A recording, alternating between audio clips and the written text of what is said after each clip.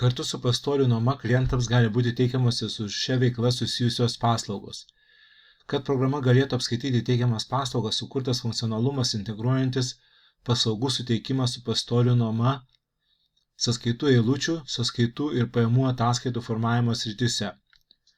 Paslaugų sąrašas programoje nėra ribojamas, todėl norint, kad pajamų ataskaitoje būtų pateikiami apibendrinti duomenys apie tam tikras paslaugų grupės, viename pajamų ataskaitos stulpelyje naudojamas paslaugų grupavimas. Taigi, prieš įtraukiant teikiamas paslaugas į programą, pirmiausiai įtraukiamas paslaugų grupės, kad įtraukiant naują paslaugą, šią paslaugą būtų galima priskirti grupiai. Paslaugos priskirimas grupiai nėra privalomas, tačiau jei paslauga nėra priskirta grupiai, tokios paslaugos duomenys pajamų ataskaitoje bus pateikiami tik atskirame stulpelyje. Paslaugų grupių sąrašas pateikiamas per kairėje pusėje esančio įskleidžiamo meniu administravimas skiltį paslaugų grupės. Kai atsidaro šis puslapis, dešinėje pusėje jau įtrauktų paslaugų grupių sąrašą, o kairėje pusėje galime įvesti naujos grupės pavadinimą ir pridėti ją prie minėto sąrašo. Įtraukiame naują grupę, įvesdami pavadinimą kitos.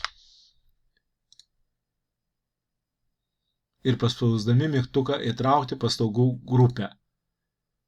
Jei reikia redaguoti paslaugų grupės pavadinimą, paslaugų grupių sąrašo lentelėje paspaudžiame oranžinį mygtukėlį atitinkamos grupės eilutės stulpelyje veiksmai ir atidarome paslaugų grupės redagavimo puslapį, kuriame galime redaguoti paslaugų grupės pavadinimą ir atnaujinti duomenis paspausdami mygtuką naujinti. Paslaugų sąrašas atveriamas per kairėje pusėje esančio įskleidžiamo meniu administravimas skyrių paslaugos. Kai atsidaro šis puslapis, matome lentelę su jau įtrauktų paslaugų sąrašu, o virš jos paieškos laukas,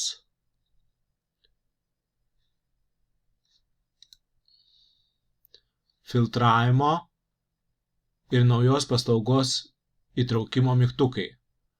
Paieškos ir filtravimo funkcijos reikalingos, kai paslaugų sąrašas didėja. Paspaudus mygtuką įtraukti naują paslaugą, atsidaro puslapis skirtas įtraukti naują paslaugą į paslaugų sąrašą. Įtraukiant naują paslaugą, tikrinama, ar paslaugos pavadinimo ir vienetų derinys anksčiau nebuvo įtrauktas į paslaugų sąrašą.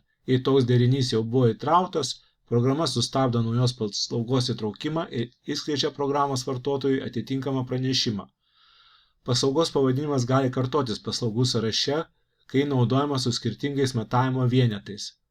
Būtina įvesti duomenis laukuose pavadinimas ir matas, nes jei paliksime juos tuščius ir spustelėsime mygtuką įtraukti naują paslaugą, programa sustabdo naujos paslaugos įtraukimą ir išskleidžia programos vartotojui atitinkamą pranešimą. Duomenis kitose laukuose galima palikti nepakeistus arba palikti tuščius.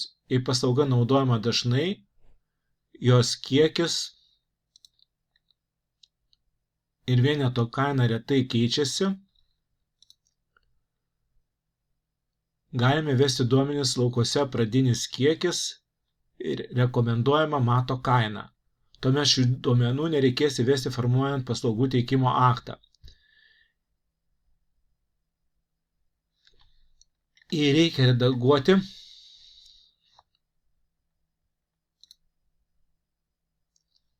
paslaugos duomenis paslaugų sąrašo lentelėje, paspaudžiame oranžinį mygtukėlį atitinkamos paslaugos eilutės stulpelyje veiksmai. Ir atidarydami paslaugos duomenų redagavimo puslapį galime atlikti šį veiksmą ir naujinti duomenis. Paslaugų duomenis galima peržiūrėti paslaugų sąrašo lentelėje, paspaudžiant mėlyną mygtukėlį atitinkamos paslaugos eilutėje stulpelyje veiksmai ir atsidarius paslaugos duomenų peržiūros puslapį. Navigacijos mygtukas grįžti į paslaugų sąrašą yra puslapiuose įtraukti naują paslaugą, peržiūrėti paslaugą ir redaguoti paslaugą.